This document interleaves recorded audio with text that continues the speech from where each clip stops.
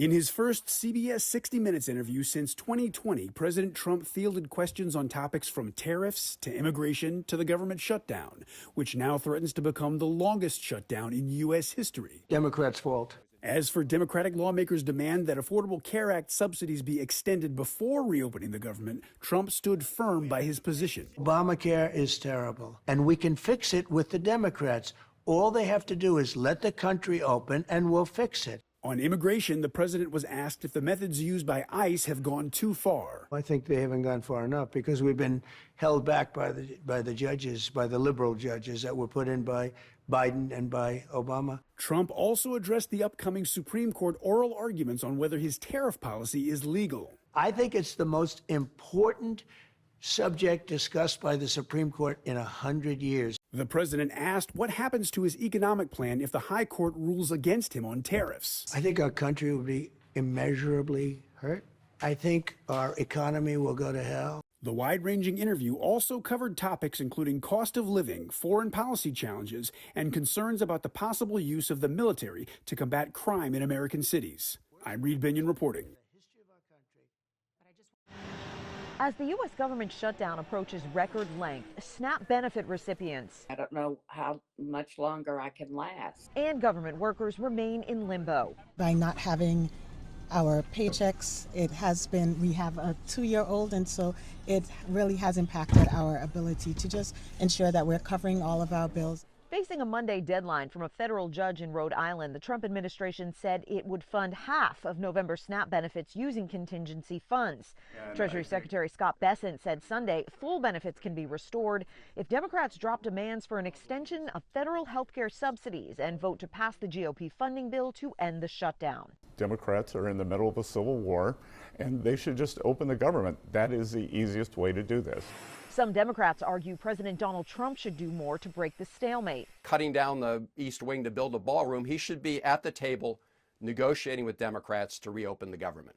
Trump, in an interview with CBS's 60 Minutes, again encouraged Senate Republicans to ditch the chamber's 60-vote rule to force an end to the shutdown, an idea GOP leadership has rejected. The Republicans have to get tougher. If we end the filibuster, we can do exactly what we want. We're not going to lose power. Meanwhile, Monday saw more delays in lines at the nation's airports. Transportation Secretary Sean Duffy said some air traffic controllers have called in sick in protest of having to work without pay, while others are taking time off to work other jobs until government paychecks restart. In Washington, I'm Karen Kafa.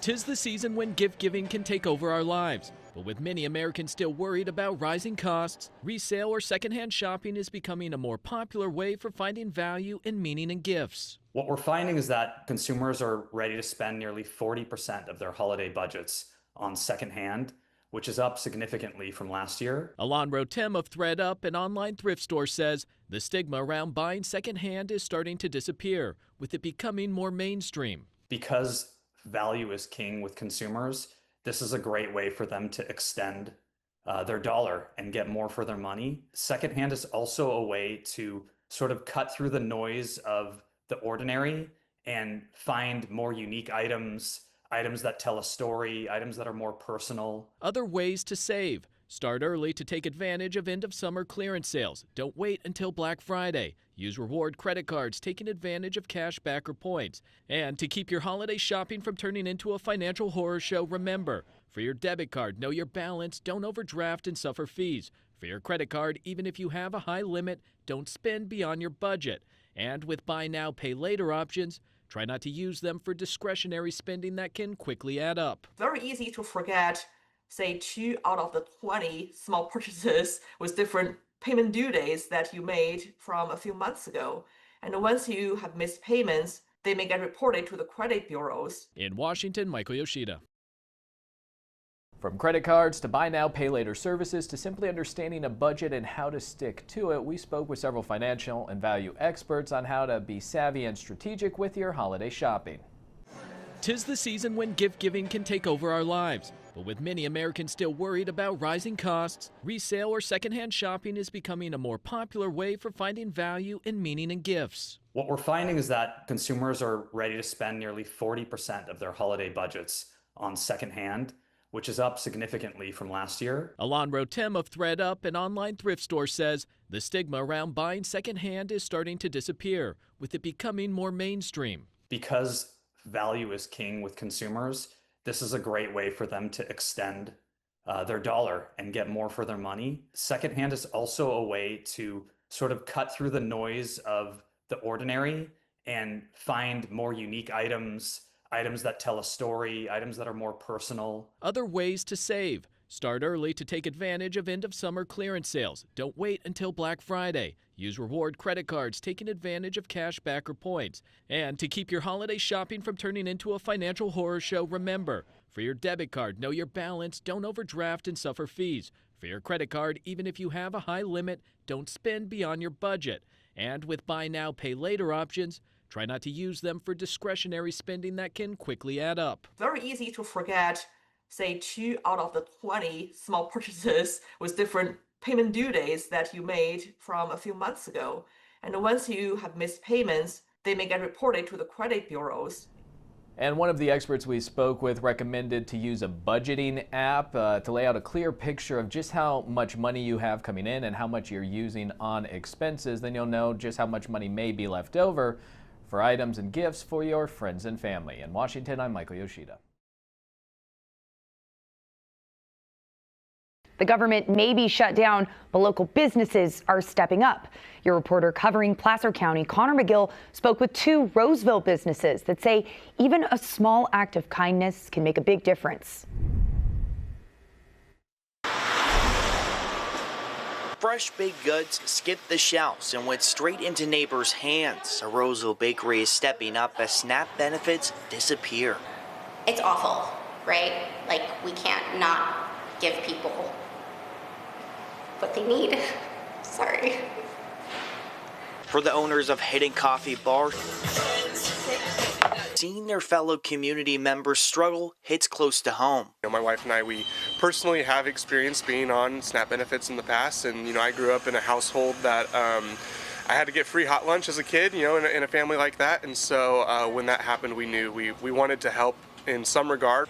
When Austin and Juliet Frucci heard SNAP benefits would stop amid the government shutdown, they took to social media, announcing a simple but powerful gesture. The Hidden Coffee team has talked and collaborated and has decided to offer free coffee and pastries to anyone who is currently on the EBT and SNAP programs.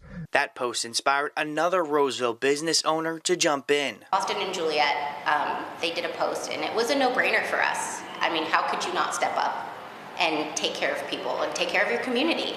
It's so important, and we can do it, and I can make more bread. Just gluten-free kitchens filling a gap in funding with what they do best. No questions asked. If you have a SNAP card and you're hungry, you can come in and get free sourdough. For both businesses, it's not about the dollars lost. It's about the connection gained. Coffee is not necessarily like filling the need that SNAP does, but one beautiful thing about coffee is that it can spark joy, enjoyment in life, and so being able to offer maybe a little bit of joy, of rest, of like connection in a time that's really stressful is really important to us. Now, both Hidden Coffee Bar and Just Gluten-Free Kitchens are now accepting donations to keep their efforts going, hoping to continue to bring a little bit of comfort in one cup and loaf at a time, right? We're going to. The government shutdown is now in its 2nd month. At the center of the battle on Capitol Hill, healthcare subsidies that make insurance more affordable for millions of Americans. Those tax breaks, though, are set to expire. Democrats want to see them extended. Ripping health care away from millions of Americans is unpopular. More than 24 million people have health insurance through the Affordable Care Act, also known as Obamacare. And roughly 92% of enrollees receive federal tax credits to help lower their monthly costs. Renewing the subsidies would cost $35 billion every year for the next 10 years. Many Republicans say they won't negotiate the subsidies question until enough Democrats approve a spending bill to reopen the government. get this thing open. We have shown in good faith that we will do the appropriations process. Regardless of subsidies, the cost of health insurance through the Affordable Care Act will jump. KFF, a nonprofit focused on health policy, recently looked at monthly costs for healthcare coverage and found ACA insurers are raising premiums by roughly 26% next year. But if you take away subsidies on top of the increases, the costs will be even higher. We're expecting that on average, premium payments are going to more than double. That's a 114% increase. KFF says average monthly premium costs could go from $888 to as much as $1,904 in 2026. I have people who are sitting at home in Massachusetts right now looking at their new health care premiums and trying to decide between health care and rent. Federal tax credits are set to expire at the end of the year. I'm Jen Sullivan reporting. And even if the government is shut down, the heavens are open. A prayer kicked off a food giveaway that will help thousands of people facing food insecurity across the metro. We got here about 7:30 p.m. Lashika Carter and her daughter sat in their car for 14 hours in hopes of being one of the families to receive free groceries. The government shut down and hardships on a lot of families. We just gotta do what we have to do to make sure we have what we need. Carter would be joined by 2,000 other families going through a similar situation come Saturday morning. Why are the world we got to sit here and be out here trying to get some food for us to be able to eat? Kerry Ruff served in the military for 8 years and is on a fixed income since retiring. He says he relies on SNAP to help with groceries. At least some people care about other people. And the fact is that what these people are doing, they're doing a great job of being able to try to help people find something to eat.